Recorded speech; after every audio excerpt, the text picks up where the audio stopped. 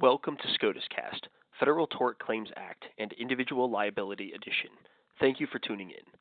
On March 22, 2016, the Supreme Court heard oral argument in Simmons v. Himmelreich.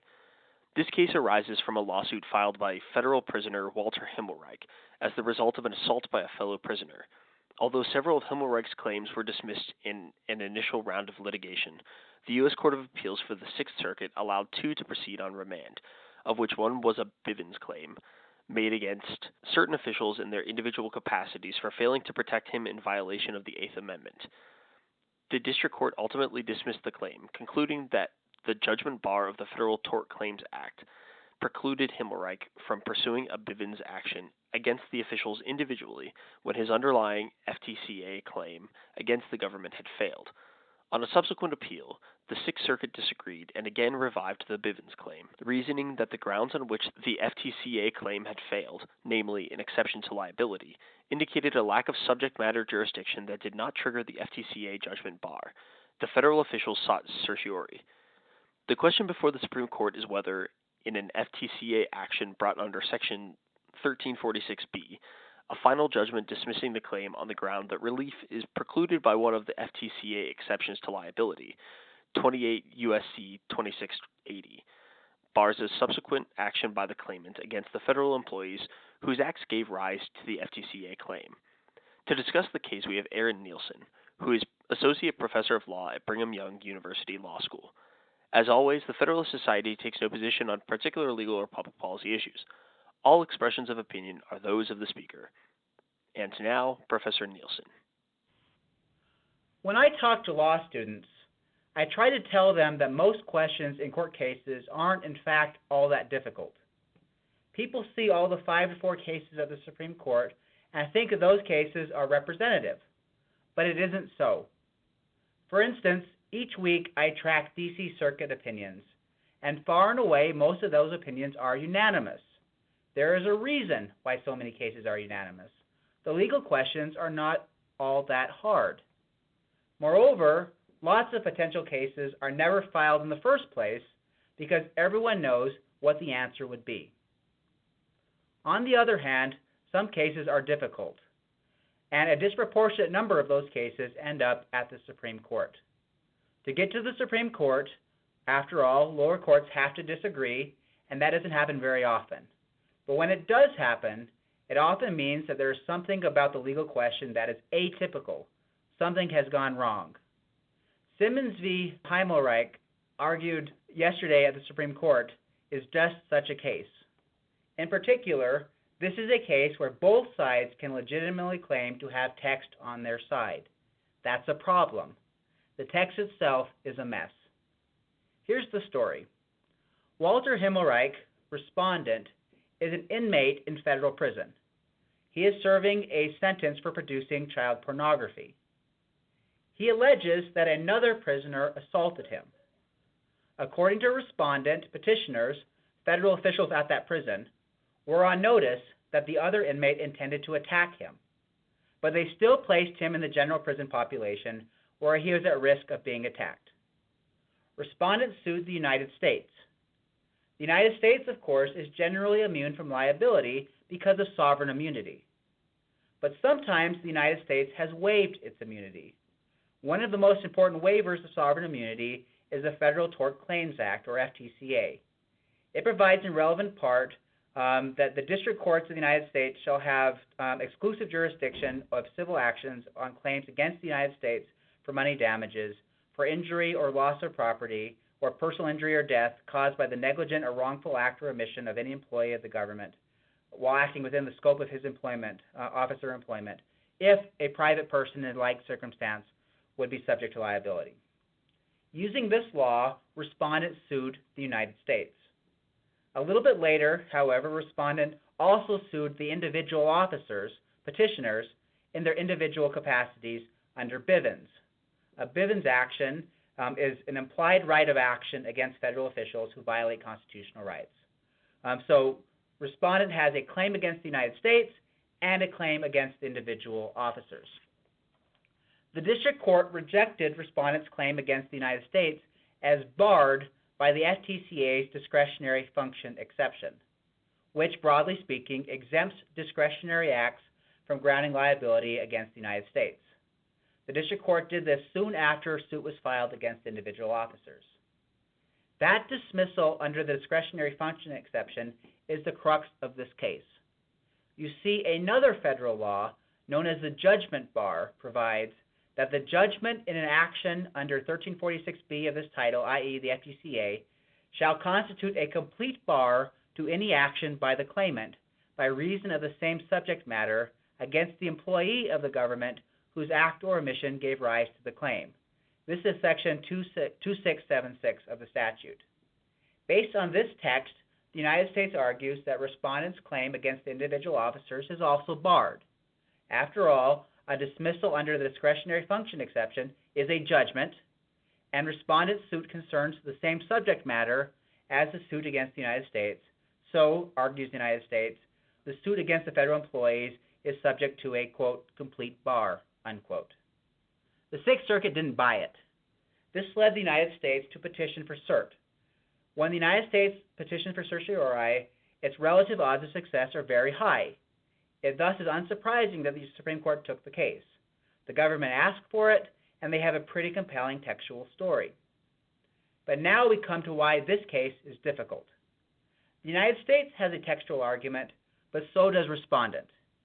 His textual argument, however, is based on another text altogether. Section 2680 of the law provides that the provisions of this chapter shall not apply over a dozen enumerated types of claims that are exempt from the FTCA, including, arguably, the judgment bar. Respondent argues that due to Section 2680, the judgment bar, quote, shall not apply, end quote, here. At this point, I wish I had a whiteboard to show the text of the two statutes. The United States points to the judgment bar's text, which, read most naturally, seems to capture respondents' claims against the individual officers. But respondent points to Section 2680, which also, read most naturally, suggests the judgment bar, quote, shall not apply, end quote. Finally, just to add to the complexity here, there's at least one more piece of the puzzle that bears mentioning.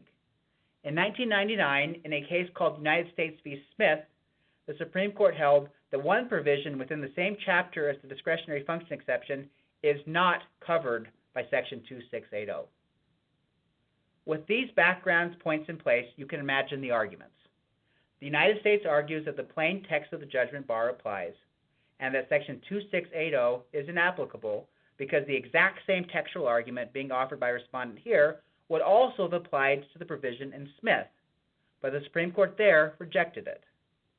Respondent, by contrast, argues that the words shall not apply are perfectly clear and that Smith is not on point. A great deal of the briefing is dedicated to answering whether Smith is applicable here and whether it can be distinguished. Likewise, because the text points in different directions, both sides have to try to massage the text, which is not entirely satisfying.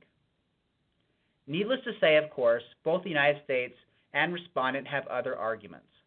For instance, they disagree about whether dismissal on jurisdictional grounds is a, quote, judgment, end quote, for purposes of the statute, or whether there must be a res judicata effect, and if there must be a res judicata effect, whether a dismissal under these circumstances counts. But what I just laid out strikes me as the main points of contention. Petitioner, the United States, points to the language of the judgment bar and Smith. Respondent points to the text of Statute 2680. At argument yesterday, the justices struggled with the text because the text seems to point in different directions. For instance, Justice Alito asked the lawyer for the government, quote, you would have a nice, clean textual argument if you are willing to argue that judgment means judgment. It means any judgment. But in your reply brief, you say that perhaps a technical or a procedural judgment is not a judgment under the judgment bar. So what does that mean? But Justice Alito also challenged the lawyer for respondent, because respondent's argument is not a, quote, purely literal reading, end quote, of the statute either. The Chief Justice made a similar point.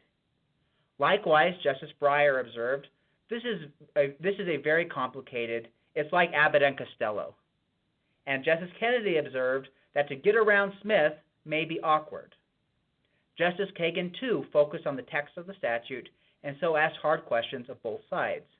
And Justice Ginsburg, who of course used to teach civil procedure, made interesting points regarding the modern res judicata law. This case is tricky because it really isn't pure textualism anymore, or at least not straightforward textualism. So what is the court to do?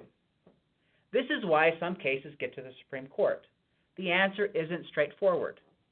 Because there is not a clean textual argument, the court may end up addressing some complicated issues because those issues may provide some hints about what the text means.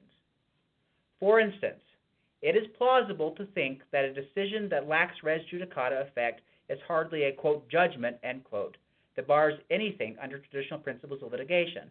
In other words, the word judgment might carry with it common law notions of what a judgment is, and that carries with it res judicata.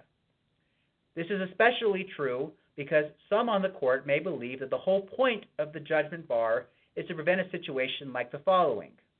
Someone sues the United States, loses on the merits because the United States did not do what it was alleged, and then that person turns around and sues an individual officer. In that scenario, no one thinks that the plaintiff could recover. Here, by contrast, the United States never prevailed on the facts. It is possible that the individual officers, on behalf of the United States, did violate respondents' rights. Faced with this fact pattern, the court may conclude that Congress did not intend to deprive respondent of any remedy at all. Justice Sotomayor seemed to hint at an argument like this at argument. And indeed, respondents' lawyers argue that the United States position could lead to absurd consequences. What if a claim against the United States is dismissed for improper venue? Is that subject to the judgment bar? Even the United States is wary to make that argument head on. At the same time, however, the United States offers the court a straightforward way to rule in its favor.